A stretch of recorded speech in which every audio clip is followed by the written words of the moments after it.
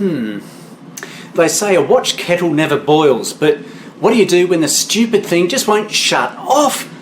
Look at it behind me, it's going nuts. It just doesn't want to shut off. So, how do we fix it? Let's pull it apart and have a look. Maybe I should turn it off. Okay.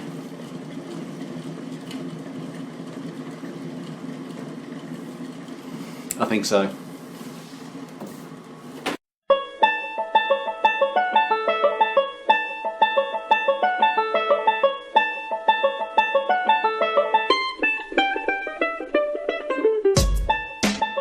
So do all the other features on the jug work? And how would we test those? Let's have a look. One easy way to check our temperatures without burning ourselves is by using an infrared thermometer. So this fella here, you can turn it on, as you can see, and by aiming the laser at the water we should be able to see if those temperatures are working. So let's check out firstly that 60 degree.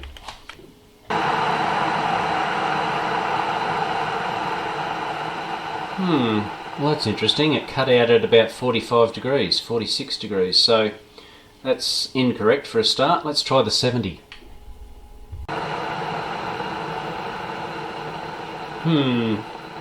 That's a bit weird. It cut out below 50. Let's try our 80. I think that just cut out then. Next up is 90. Finally, our boil one. Yeah, let's say that's boiling, despite what my temperature gauge is saying. It's just having a bit of trouble reading it. As you can see, it just does not want to shut off. Time to go to the lab. This particular jug is classified as a cordless one because it's got a little base that it sits on, which is a bit funny because it's kind of still got a cord. Another thing too about this particular jug, it's put out by, where are we? Can we see it there? It says Homemaker, and the model is LD1907D, and it's a 1.7 litre kettle. But have a look at this. I thought this was pretty funny. It says here in the instructions, do not immerse in water. And yet, because of the fact that it continues to boil, water continues to go over the base here, so it's certainly not a safe thing. Has this problem happened before to other users? Let's have a look. So there's the site with the Homemaker brand. It's actually a Chinese brand. It's also called Shot Glass, is where the Chinese brand comes from. This is obviously put out by Target or someone like that, I think. But if we actually just go up to the question and answer section, can you see that there? See what it says? So I'm not alone in this complaint. It says there, I've been given one of these without a user guide. It doesn't turn off when it boils. Is that normal for this kettle? Well, Tina B, it's definitely not normal because it should turn off. That's why it's an electronic kettle. It should turn off. It does give you different options about when it should turn off. You'd have to agree that there's major inconsistencies with this little unit. But two things we can be sure of. Firstly, that it has power, and secondly, that the cutout system is working in sorts. So the only part that I need is this section here, which is the electronic switching system of it, the power supply, etc. that goes into it is working okay. I don't need the jug, thank goodness, that was seriously hot, but for now all I need is this. Let's pull it apart and check it out. When you initially turn the kettle on and place the kettle on its base, you can see that all the lights flash. Then you can choose whatever temperature you want it to get to, whether it's 80 degrees, 70 degrees, 60 degrees, 90, and of course boil. Now it's the boil feature that doesn't want to shut down. That's the one that I've got to look at. So now we need to pull it apart. Of course, when you're doing testing of any description, where you don't actually have to have it live, make sure that you disconnect the power cord. Leave the power cord in front of you so that you can see that you're being safe. With most of the screws, they're just a standard Phillips head, as you can see over this side. And of course, that would be the screwdriver that we would use. It would be a normal Phillips head screwdriver. But they also have a safety screw, just one in this particular case, which is a triple I guess you'd call it a tri head, so it's got three. It's really not focusing there, is it? It's only got three flutes to it, and that's just the safety screw that's being used there. So the rest of Phillips head, it's just this particular one over here that uses that safety screw. I took out all the screws that were visible there before, over here, here and here, but it still didn't want to come apart. I did notice down here they had little plugs. You can see those little plugs in the light now, and in behind those I've just got a pair of tweezers that hopefully I can dig it out with, and underneath that, whoops, as you can see there's more screws, so there'll be another 3 across the base, 1, 2 and across here for the third one. As you can see, it's split open now, but where to start?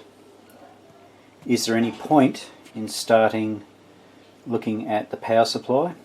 Well, no, not really. We have power providing power for the unit itself. It's just one particular temperature that's not working correctly, so we can ignore that. We have a capacitor here, an electrolytic capacitor.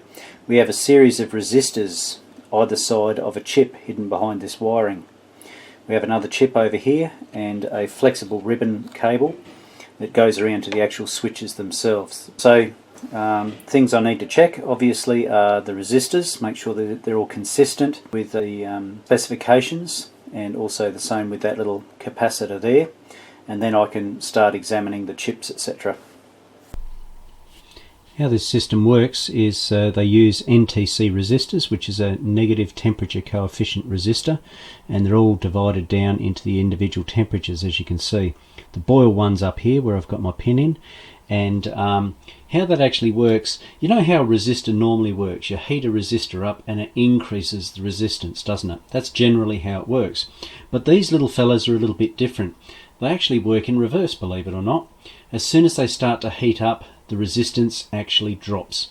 Let's have a look at that. I'll just gently heat up one of those NTCs, negative temperature coefficient resistors, and let's have a look at the resistance on the left hand side there on my multimeter.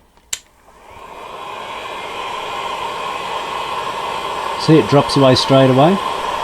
Now I'm not going to get it too hot, of course, at this point in time, but that's how it actually works. It'll get to the point where the IC will notice that it's at a minimum rate, and then it will cut out that particular area. So is this the problem? Well, look, I don't think so, because of the fact that it actually cuts out, doesn't it? It's something further up the track that is creating this issue with the cutout system not actually working. Perhaps the ICs are a bit dodgy, or there may be something else. I have noticed a capacitor, electrolytic capacitor on the board. I may check that too and just see if that's got an issue. By using my blue ESR meter, I'll be able to check out this little capacitor here. This is the one that's causing the issue. So have a look at our reading there. Let's just get onto those test points there, and I'm going to be in the road, aren't I? How about there? What do we got? 2.2. How does that compare to what the chart says? This is a 25 volt, 10 microfarad electrolytic capacitor. What should the reading be? It's going up to 2.5, 2.4, 2.6. According to our chart, this capacitor should have no more than 1.5. Here we have, what we have, 2.6 almost, I believe, if I remember rightly. So I might just replace that one and see if that helps at this point. The capacitor on the board is listed as a 25 volt, 10 microfarad, as you can see there. I've gone through my collection, and actually what I'm going to stick in, this might be a bit of overkill, but hell, why not? This one here is listed as a 10 microfarad 63 volt, so that one should be able to cope with it a lot better. Now, there's nothing wrong with putting in a higher voltage, but there is something wrong with putting in a lower voltage. The microfarads can stay the same, but the voltage must be at least the same, if not higher. So I'll stick in this one. I had it in my box, and see how we go. Okay, has been replaced. There's the old fella there, and they were kind enough for a change to put on a positive sign there for us to hook up the capacitor, so I know which way it goes in. Negative is that white strip on the back, of course, and the positive goes over that side. Just make sure that the casing doesn't actually touch the circuit board in case there's some exposed areas that it may short out on. but that's got some clearance, as you can see. So time to chuck it back together and see what it does. So while I'm doing this repair, I figured I'd pull apart the center connection piece. This is what the jug actually sits on. So as with any contact points where electricity is going through, you're always going to end up with burn marks, aren't you? Acts like a switch. So this is where the jug sits on top. So I'm going to pull this little connector apart, or this block, and tidy up all those contact points. So I pulled out one of the little terminal connectors here, and as you can see, if I can get you to focus on it, let's see if the camera will, you can see it's sort of worn to one way, isn't it? Now with these, some people get sandpaper and all sorts of stuff, which it's not the best for it because you're actually wearing away the metal. What you can use is a plain old eraser and just give it a good wipe down, and you'll find a lot of that tarnish will actually disappear, and you'll have a good connection or continuity again. Chuck it back in, hey.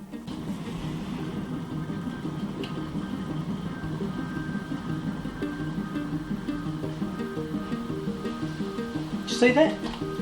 And they say a watch kettle never boils. What would they know? Oh dear.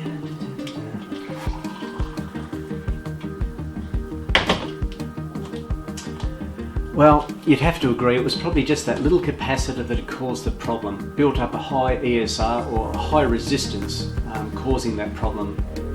So, time for a cuppa, I think. Thanks very much for watching, guys. If you haven't subscribed to the channel already, please do so. Give it a like, and always feel free to comment down below. You have to get your own cuppa. There you go.